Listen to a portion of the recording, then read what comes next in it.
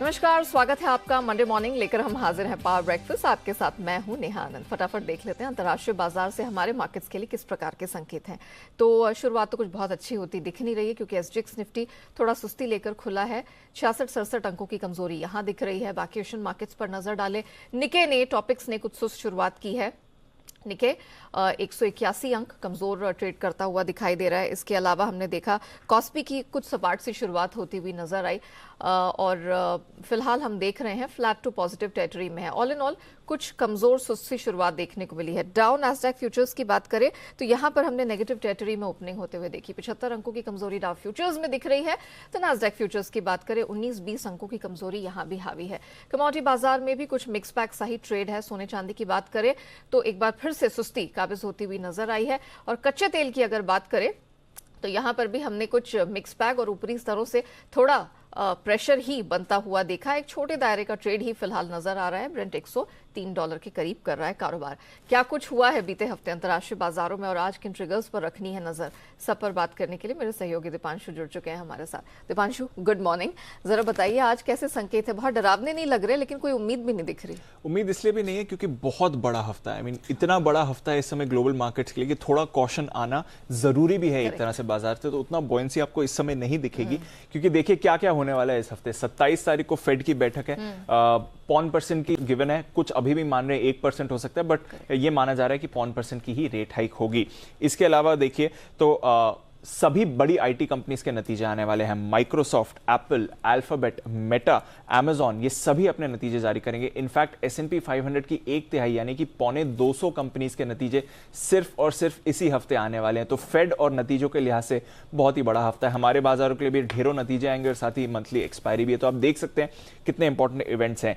इसके बाद आपके लिए यूएस का Q2 GDP डेटा का फर्स्ट एस्टिमेट आएगा और अनुमान लगाया जा रहा है कि इस तिमाही भी नेगेटिव ग्रोथ रह सकती है, यानी कि लगातार 2 तिमाहियों से नेगेटिव ग्रोथ आने का अनुमान लगाया जा रहा है, जो कि रिसेशन का एक बड़ा इंडिकेटर है। साथ ही आप देखेंगे तो यूएस में कंज्यूमर सेंटिमेंट डेटा आएगा, यह भी काफी इंपॉर्टेंट रहता है।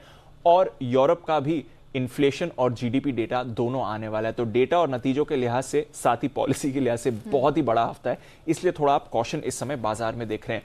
कुछ इंपॉर्टेंट अपडेट्स भी हुए हैं ओवर द वीकेंड, जिसकी वजह से थोड़ा आपको कॉशन इस समय बाजार में दिख सकता है। एक तो मंकी पॉक्स, हालांकि केसेस उतने ज्यादा नहीं है, करीब 25,000 केसेस ही अभी तक सामने आए हैं, बट वर्ल्ड हेल्थ ऑर्गेनाइजेशन ने इसे एक ग्लोबल हेल्थ इमरजेंसी डिक्लेयर कर दिया है।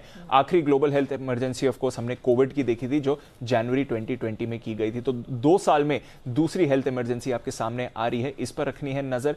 कोविड की बात निकली है तो जो कोविड का BA.5 वेरिएंट है वो काफी तेजी से फैल रहा है। दिन के 2-2.5 लाख केसेस इसके इस समय सामने आपको आते हुए दिख रहे हैं सिर्फ इसी वेरिएंट के।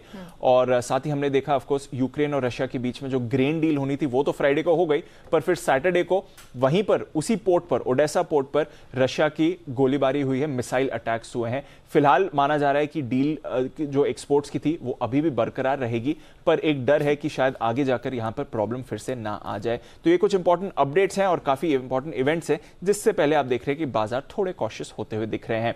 बाजार के एक्शन की बात करें तो ऑफ कोर्स हमने देखा 3 दिनों की तेजी पर फ्राइडे को अमेरिका में ब्रेक लगते हुए दिखा। 500-550 अंकों की रेंज में डाउ में कारोबार हुआ, जिसके बीच करीब 140 अंक नीचे डाउ बंद हुआ। नैस्डैक में ज्यादा भारी बिकवाली हुई, करीब 1.9% टूटा था, बट ज्यादा तेजी भी हमने नैस्डैक में ही होती हुई देखी थी। स्नैपचैट के कमजोर नतीजे आए थे और एक ही दिन में 39% यानी कि ऑलमोस्ट 40% ये स्टॉक एक ही दिन में फिसला है। और इसकी वजह से हमने देखा कि बाकी सारे आईटी शेयर्स, स्पेशली जो सोशल मीडिया शेयर्स हैं, वहां पर गिरावट देखी। मेटा 7.5% टूटा, अल्फाबेट 5.5% गिरा। तो अगर इतने बड़े दिग्गज इतना ज्यादा टूटेंगे तो ऑफकोर्स बाजार पर तो उसका दबाव आपको आते हुए दिखेगा। ट्विटर एक आउटलायर था, कमजोर नतीजे आए, पर इसके बावजूद हमने देखा करीब 1% ऊपर यह काउंटर रहा। यूएस बाजार की अगर बात करें तो वैसे पिछला हफ्ता एक रिबाउंड का ही हफ्ता आपने आते हुए देखा है। डाउ 2% ऊपर रहा, S&P 500 में 2.5% की आपने तेजी देखी और नैस्डैक भी करीब 3.5% ऊपर ही बंद होते हुए दिखा है। यूरोप की बात करें तो यहां पर हल्की बढ़त रही, फ्राइडे को ठीक ठाक सेशन था। कच्चे तेल पर आपको रखनी पड़ेगी नजर, क्योंकि एक्सपायरी की वजह से कुछ प्राइस एडजस्टमेंट भी होते हुए दिख रहे हैं, क्योंकि अभी जो WTI और ब्रेंट का डिफरेंशियल है वो $10 के करीब का दिख रहा है। यूजुअली इतना डिफरेंशियल नहीं होना था, तो थोड़ा एक्सपायरी अक्टूबर रोलओवर्स को आपको देखना पड़ेगा और उसके बाद ये प्राइस आपके लिए एडजस्ट होंगे। बट हाँ, सोने पर रखिए नजर, क्योंकि 5 हफ्तों के बाद पहली साप्ताहिक बढ़त आपने देखी है, करीब 1.5% ऊपर सोना बंद हुआ है। डॉलर इंडेक्स में सुस्ती की वजह से वहां पर सपोर्ट मिल रहा है। यूएस की 10 साल की बॉन्ड यील्ड 2.8% के नीचे है, यानी कि 2 हफ्ते के निचले स्तर पर है। और मेटल्स और साथ ही एग्री कमोडिटीज में भी हमने भारी गिरावट बनती हुई देखी है। तो ओवरऑल बाजार का मूड माहौल ठीक है, ज्यादा जो इंडिकेटर्स हैं वो पॉजिटिव हैं, बट क्योंकि इतना बड़ा इवेंट हैवी वीक हमारे सामने आ रहा है और ऑफ कोर्स फेड की पॉलिसी भी है, इसलिए थोड़ा कॉशियस इस समय आपको सेंटिमेंट बनते हुए दिख रहा है। Okay, point taken. चलिए, thank you so much Deepanshu हमारे साथ जुड़ने के लिए, वो पूरी डिटेल रखने के लिए। आगे बढ़े उससे पहले देख लेते हैं कि बीते हफ्ते यानी शुक्रवार को संस्थागत निवेशकों की तरफ से प्रदर्शन किस प्रकार का रहा है। तो ऑलमोस्ट पूरे हफ्ते 4 ट्रेडिंग सेशन खरीदारी दिखाने के बाद शुक्रवार को हमने बिकवाली विदेशी संस्थागत निवेशकों की तरफ से आते देखी। कैश स्पेस में 675 करोड़ के आसपास की बिकवाली का फिगर आया है। घरेलू संस्थागत निवेशक हालांकि खरीदारी के लिए वापस लौटे, 740 करोड़ की खरीद का आंकड़ा वहां से निकल कर आया। और एफएनओ स्पेस में देखा जाए तो 3400 करोड़ से कुछ ऊपर का आंकड़ा हमने खरीद का एफआईआईज की तरफ से आते हुए देखा है। तो जिस प्रकार के संकेत हैं, थोड़ा कॉशियस अप्रोच लेकर ग्लोबल मार्केट्स इस समय कारोबार करते हुए देख रहे हैं। हमारे मार्केट्स के लिए क्या रणनीति होगी, इस पर बात करने के लिए जी बिजनेस के मैनेजिंग एडिटर अनिल सिंह भी हमारे साथ जुड़ चुके हैं।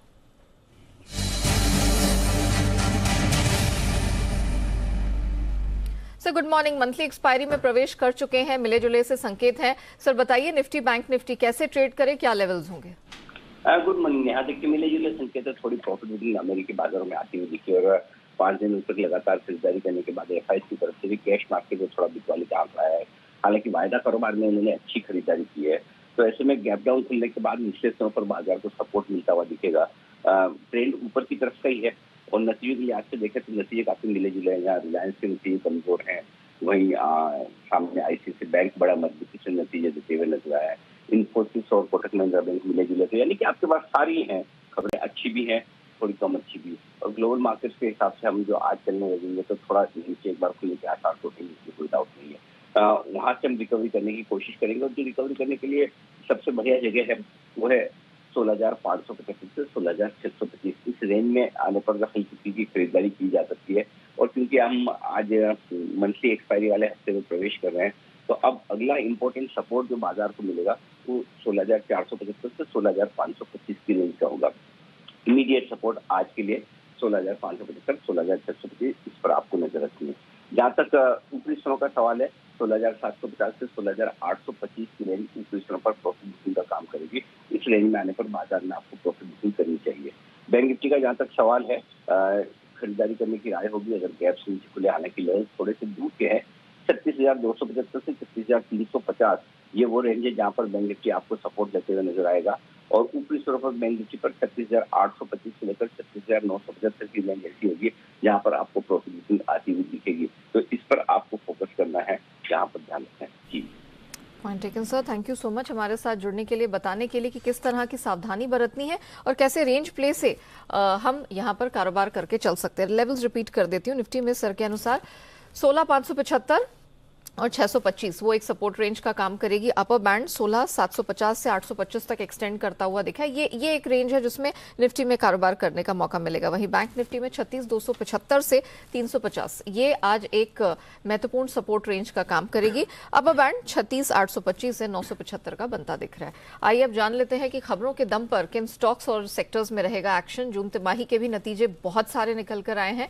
सब पर बात करने के लिए मेरे सहयोगी अरमान नाहर इस वक्त मेरे साथ स्टूडियो में जुड़ चुके हैं। अरमान गुड मॉर्निंग, बताइए वीकेंड में बहुत तगड़े नंबर्स, बहुत तगड़ी कंपनियों के नंबर्स निकल कर आए हैं, तो क्या नंबर्स भी उतने ही तगड़े रहे हैं या कुछ ऊंच नीच हुई है? नहीं है, मिक्स्ड है और नॉर्मली मिक्स्ड ही मानेंगे आप इसको। अच्छा। सबसे पहले जो सबसे दिग्गज रिलायंस इंडस्ट्रीज, जो हमारा ओवरऑल अनुमान था उससे थोड़े कमजोर आते हुए दिखे हैं। हालांकि जो जियो का आरपू है वो बेहतर होता हुआ दिखा है। अगर आप आय की बात करेंगे, आय 5.8% बढ़कर आती हुई दिखी है। वहीं मुनाफे की बात करेंगे, मुनाफा 1.8% आता हुआ दिखा है। और जैसा कि मैंने कहा, जियो का आरपू अगर देखेंगे 167 से बढ़कर 175.7 पर आता हुआ दिखा है।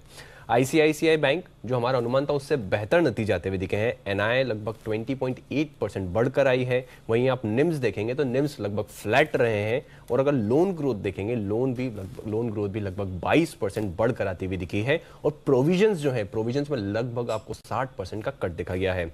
कोटक बैंक देखेंगे, नतीजे मिक्स्ड हैं। निम्स और एनपीए तो हालांकि बढ़िया हैं, पर जो मुनाफा है वो हमारा जो अनुमान था उससे थोड़ा कमजोर आता हुआ दिखा है। एनआईआई 19.2% बढ़कर आते हुए दिखे हैं। निम्स थोड़े बड़े हैं, 4.78% से बढ़कर 4.92% आते हुए दिखे हैं।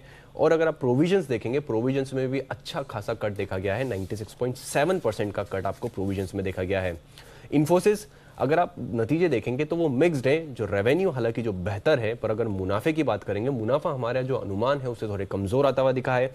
आय लगभग 6.8% बढ़कर आई है। डॉलर रेवेन्यू की बात करेंगे वो भी 3.8% बढ़कर आता हुआ दिखा है। और अगर मुनाफे की बात करेंगे, मुनाफा 5.7% का उसमें कट देखा गया है। हालांकि कंपनी ने जो मार्जिन गाइडेंस दिया है उसको अनचेंज रखा है और सेम ही रखा है। जेएसडब्ल्यू स्टील नतीजे थोड़े कमजोर आते हुए दिखे हैं आपको। आय लगभग हालांकि 32% बढ़ी है, पर आपको देखेंगे मार्जिन्स में बहुत बड़ा कट देखा गया है। 36% से घटकर सिर्फ 11% पर आते हुए दिखे हैं। और मुनाफे में देखेंगे तो मुनाफे में आपको 85% का कट देखा गया है। उसका मुख्य रीजन ये था कि जो पावर एंड फ्यूल कॉस्ट है वो लगभग 120% बढ़कर आता हुआ दिखा है। और अंत में नवीन फ्लोरिन, अगर आप जो नतीजे हैं वो ऑलमोस्ट इन लाइन आते हुए दिखे हैं। आय लगभग 20% बढ़ी है, मुनाफा लगभग 32% बढ़कर आया है और मार्जिन्स 24% से बढ़कर 25% पर आते हुए दिखे हैं। चलिए, तो ऑल इन ऑल हम कह सकते हैं कि दिग्गज कंपनियों ने कुछ मिक्स बैग से नतीजे यहाँ पेश किए। अरमान, जरा बताइए कि आज कौन सी कंपनी अपने नंबर्स जारी करेंगी, कौन से ट्रिगर्स एंड खबरों पर रखनी है नजर? बिल्कुल, सबसे पहले निफ्टी में आपको Axis Bank, Tata Steel, Tech Mahindra पर ध्यान रखना होगा। एफएनओ में कैनरा बैंक, आई इंडियन एनर्जी एक्सचेंज, उनके नतीजे आते हुए दिखेंगे। कॉस्मो फिल्म्स, आज से कंपनी का नाम बदल जाएगा, बदल के कॉस्मो फर्स्ट लिमिटेड हो जाएगा। सोनाटा सॉफ्टवेयर, बोनस शेयर्स जारी करने के लिए बोर्ड बैठक। और 2 कंपनियों की एक्स डेट है, जिसमें दीपक नाइट्राइट डिविडेंड 7 का और ग्रेफाइट इंडिया जो है डिविडेंड 10 का। अब आ जाते हैं खबरों पर। सबसे पहले टाटा मोटर्स, डीटीसी से 1500 इलेक्ट्रिक बसों के लिए इनको ऑर्डर मिलता हुआ दिखा है। और ये 12 साल तक इलेक्ट्रिक बसों की सप्लाई, ऑपरेट और मेंटेन करेंगे। मारुति सुजुकी पर खबर आती हुई दिखी है, क्योंकि जो मारुति सुजुकी ने आर्टिगा की जो कीमतें हैं वो बढ़ा दी हैं और 6000 रुपये तक कीमतें हैं जो बढ़ाई हैं। HUL पर ध्यान रखिएगा, क्योंकि यूपी समेरपुर में इन्होंने एक नई फैक्ट्री का उद्घाटन किया है और इस नई फैक्ट्री में सर्फ एक्सल समेत कई नए प्रोडक्ट्स हैं जो इसमें बनाए जाएंगे। भारत इलेक्ट्रॉनिक्स, कंपनी को एक 250 करोड़ का ऑर्डर मिलता हुआ दिखा है और ये anti submarine warfare system supply के लिए इनको ये ऑर्डर मिलता हुआ दिखा है। गेल लिमिटेड, 27 जुलाई को बोनस शेयर जारी करने पर बोर्ड बैठक है। वोडाफोन आइडिया पर भी ध्यान रखिएगा, क्योंकि यूरो पैसिफिक सिक्योरिटीज को 42.77 करोड़ जो वारंट्स हैं वो जारी करने की मंजूरी दे दी गई है। और वारंट जारी करने से कंपनी ने लगभग जो है 436 करोड़ हैं वो जुटाएंगे। और अंत में कॉटन और टेक्सटाइल कंपनियों पर ध्यान रखिएगा, क्योंकि जो पीयूष गोयल साहब हैं, नरेंद्र तोमर जी हैं, उन्होंने जो कॉटन की जो अपॉर्चुनिटीज, जो कॉटन की प्रोडक्टिविटी और ब्रांडिंग पर एक बैठक करते हुए दिखे हैं, उसमें ये निकलते आता हुआ दिखा है कि उन्होंने ये कहा है कि कॉटन का उत्पादन बढ़ाने का उपाय उन्हें नया खोजना होगा, नहीं तो हम नेट इंपोर्टर बनते हुए दिखेंगे। और 1 हफ्ते में इंडस्ट्रीज एक नया मास्टर प्लान देने वाली है। ओके, चलिए अरमान, थैंक यू सो मच। काफी सारे नंबर्स आने हैं और बहुत सारी खबरें हैं जिनके मद्देनजर हम बहुत सारे स्टॉक्स और सेक्टर्स में आज काफी एक्शन देखने वाले हैं। चलिए आइए जान लेते हैं आज की ट्रेडिंग कॉस्ट। चॉइस ब्रोकिंग के साथ शुरुआत करेंगे। HDFC खरीद के चलने की सलाह है, 2250 का स्टॉप लॉस, 2370 का टारगेट। आनराठी सिक्योरिटी CDSL खरीद के चलने की सलाह है, स्टॉप लॉस 1100, टारगेट 1250 का। एक्सिस सिक्योरिटीज की तरफ से आज 2 बाइंग रिकमेंडेशंस है। पहली, चंबल फर्टिलाइजर में 320 के पास खरीद की सलाह है, 315 का स्टॉप लॉस और टारगेट 334 का लगाना है। वही पिरामल एंटरप्राइजेस, यहां पर भी खरीदारी की ही रिकमेंडेशन है, 1812 यानी कि 1812 का आपको स्टॉप लॉस लगाना है और टारगेट 1890 के पास आपको मिल जाएगा। आइए अब जान लेते हैं कि बाजार पर एक्सपर्ट्स की क्या स्ट्रैटेजी बन रही है, किन स्टॉक्स पे करना है फोकस, किन इंडाइसेस में पैसे लगाने का मौका मिलेगा। सब पर बात करने के लिए सेंट्रम ब्रोकिंग के नीलेश जैन हमारे साथ जुड़ चुके हैं। नीलेश जी, गुड मॉर्निंग। जरा बताइए निफ्टी बैंक निफ्टी क्या किया जाए आज? सुनिया जी, नेहा जी, क्योंकि ओवरऑल बाजार में काफी अच्छा मोमेंटम हमने पिछले सप्ताह देखा और जिस हिसाब से स्ट्रक्चर पैन आउट हो रहा है, यही इंडिकेशन आ रहा है कि यहाँ से जो मोमेंटम है वो थोड़ा कैरी फॉरवर्ड होना चाहिए। हालांकि थोड़ी बहुत प्रॉफिट बुकिंग हमें देखने को जरूर मिल सकती है। जिस हिसाब से सप्ताह मंथली एफएनओ की एक्सपायरी होने वाली है, तो काफी शॉर्ट अभी भी इंटैक्ट है, थोड़ी शॉर्ट कवरिंग की होने की संभावना भी नजर आती है। तो इंडेक्स पे इन लेवलों पर थोड़ा कंफर्ट नहीं बन रहा है, क्योंकि ऑलरेडी काफी अच्छा मूव हम लगातार 5वें कंसेक्यूटिव सेशन देख चुके हैं। 600-700 पॉइंट का मूव हम ऑलरेडी विटनेस कर चुके हैं। तो इन लेवलों पर risk and reward favourable long side में नहीं है, बट मैं वेट करूंगा थोड़ी सी गिरावट आ जाने का। उसके बाद एक बार फिर से लॉन्ग साइड में टेक किया जा सकता है 16,800 16,900 तक की अपसाइड के लिए, और जो सपोर्ट है वो 16,500 पे शिफ्ट हो चुका है। तो यहाँ से अगर 100 पॉइंट का फॉल आता है तो वहाँ पे रिस्क एंड रिवॉर्ड अच्छे हो जाएंगे। लगभग 16,600 के आसपास एक लॉन्ग पोजीशन इनिशिएट की जा सकती है। वहीं अगर बैंक निफ्टी की ओर नजर डाले तो वहाँ पे भी देखिए ऑलमोस्ट 37,000 तक का मूव हम विटनेस कर चुके हैं। 37,000 तक के लिए हमें ये पॉजिटिव मोमेंटम एक्सपेक्टेड था। अब यहाँ से अगर गिरावट होती है 200 पॉइंट के आसपास की, तब फिर से लॉन्ग ट्रेड लेना चाहिए। ऊपरी स्तरों पर 37,000 तक के लेवल हमें देखने को मिल सकते हैं। बैंकिंग निफ्टी बैंक की बात की, मुझे बताइए बैंकिंग क्षेत्र की दो बड़ी कंपनियों के नंबर्स आए हैं, ICICI bank, Kotak bank. Kotak bank ने तो थोड़े से मिक्स बैक नतीजे पेश किए हैं, ICICI bank almost good in line. बताइए बैंकिंग स्पेस की कंपनी आज कैसे रिएक्ट करती हुई दिखेंगी, और इन दो स्टॉक्स में अगर किसी को कोई रणनीति अपनानी है तो वो क्या होगी? देखिए नतीजे आए थे, नतीजे काफी अच्छे रहे हैं, और बट अगर हम ओवरऑल मूव देखें तो लगातार एक तरफा रैली हम आईसीआईसीआई बैंक में विटनेस कर चुके हैं। और नतीजों के पहले अमूमन 100 पॉइंट की रैली हमने पिछले क्वार्टरली नंबर्स में भी देखा था। पिछली बार भी नंबर्स अच्छे आए थे, उसके बाद कहीं ना कहीं प्रॉफिट बुकिंग देखने को मिली थी और एक कंसोलिडेशन देखने को मिला था। तो सिमिलर सॉर्ट ऑफ मूव हम यहाँ पे एक्सपेक्ट करके चल रहे हैं। 800 के आसपास फिर से अपने एक रेजिस्टेंस मार्क के आसपास पहुंच चुका है। तो यहाँ पे अगर कोई गैप अप ओपन होता है तो कोई फ्रेश ट्रेड नहीं लेना चाहिए। अगर कोई गिरावट होती है तो definitely as a buying opportunity के तौर पर लेना चाहिए। एक स्टैगर वे में इसे खरीदारी करके चले, और ऊपरी स्तरों पर हमारे मानना है कि 900 से लेके 950 तक के टारगेट हमें नेक्स्ट 2 से 3 महीनों में देखने को मिल सकते हैं। स्ट्रक्चर काफी पॉजिटिव है। खाली वरी वही है कि पिछले लगातार 10-15 ट्रेडिंग सेशन में एक तरफा मूव ऑलरेडी विटनेस कर चुके हैं। तो कहीं ना कहीं रिजल्ट जो पॉजिटिव आए हैं वो प्राइस इन हो चुके हैं। अब इन लेवलों पर अगेन थोड़ी सी गिरावट आ जानी चाहिए, उसका इंतजार कीजिए। बैंक निफ्टी भी जैसे कि मैंने कहा 37,000 के आसपास का एक मेजर हर्डल है। अगर वो लेवल पार होगा उसके बाद ही हमें 37,500 टू 38,000 तक का मूव देखने को मिलेगा। तो ओवरऑल थोड़ा सा एक कॉशियस अप्रोच रखनी चाहिए। ऊपरी स्तरों पर गिरावट पे ही खरीदारी के मौके ढूंढने चाहिए। ठीक है, तो थोड़ी करेक्शन का इंतजार करें फ्रेश एंट्री के लिए। नीलेश जी, आपकी बेस्ट पिक्स कहाँ से आ रही हैं वो भी बता दीजिए। बिल्कुल नया जी, देखिए दोनों ही खरीदारी के काउंटर है। सबसे पहले खरीद के चलना होगा टाइटन को। बहुत ही बेहतरीन ब्रेकआउट हमें फ्राइडे के सेशन में देखने को मिला था। 2301 के स्टॉप लॉस से टाइटन खरीद के चले 2370 की अपसाइड के लिए। वही जो दूसरा स्टॉक हमें पसंद आ रहा है वो है यूपीएल। लगातार एक हाइट ऑफ फॉर्मेशन बना रहा है। 715 से यूपीएल को खरीद के चले 745 के टारगेट होंगे। जी थैंक यू सो मच हमारे साथ जुड़ने के लिए, बताने के लिए कि इक्विटी स्पेस में है कहा मौके। टाइटन और यूपीएल इन दोनों में खरीदारी की रिकमेंडेशन आज नीलेश जैन की तरफ से आती हुई। अब रुक करते हैं कमोडिटी बाजार का, समझ लेते हैं आज किस प्रकार की रणनीति अपनानी है। मोतीलाल ओसवाल के अमित सजेजा हमारे साथ जुड़ चुके हैं। Amit good morning. सबसे पहले तो सोने चांदी पर रिव्यू जान लेते हैं। इंटरनेशनल मार्केट में वंस अगेन दायरे में फंसता दिखा, लेकिन अच्छी बात यह है कि 5 हफ्तों बाद हमने एक वीकली पॉजिटिव टेरिटरी में क्लोजिंग आते हुए देखी। लेकिन अब यहाँ से क्या किया जाए? सोने चांदी में हमने कल पिछले हफ्ते तो थोड़ा करेक्शन आते हुए देखा, खरीदारी के मौके हैं आज? जी गुड मॉर्निंग। देखिए फ्राइडे को जो कंपोजिट डेटा आया था मैन्युफैक्चरिंग एंड सर्विसेज का यूएस से, उसके बाद हमने गोल्ड में उछाल आते हुए देखा है। ऐसा लगता है कि वहां से रिट्रेसमेंट तो जरूर हुआ है, लेकिन वो एक शॉर्ट कवरिंग मूव हमने फ्राइडे देखा था वो जारी रह सकता है। इसलिए बाइंग ऑन डिप की मैं सलाह देना चाहूंगा। डाउन साइड में 50,400 के करीब एक इमीडिएट अच्छा सपोर्ट है, और अपसाइड में ऐसा लगता है 5800 तक के प्राइसेस देखने मिलेंगे गोल्ड में। सिमिलरली चांदी में 54,500 के करीब एक बेस बनता हुआ दिख रहा है। एक उछाल ऑलरेडी दिख चुका है, और ऐसा लगता है ये जो रैली है ये 56,500 तक एक्सटेंड हो सकती है। कच्चे तेल पर क्या व्यू बन रहा है? अगस्त की एक्सपायरी के बाद सितंबर फ्रंट मंथ कॉन्ट्रैक्ट है, कुछ पॉजिटिव टेरिटरी में ब्रेंट क्लोज होता हुआ दिखा है, लेकिन यूएस क्रूड पे है प्रेशर। थोड़ा सा मिक्स बैग संकेत वहां से मिल रहे हैं। क्या किया जाए कच्चे तेल में? जी देखिए ब्रॉडली हमने 7,200 से 7,300 के करीब हमसे पर कच्चे तेल को स्टेबलाइज होकर देखा है। $90 जो है WTI क्रूड में काफी इम्पोर्टेंट है।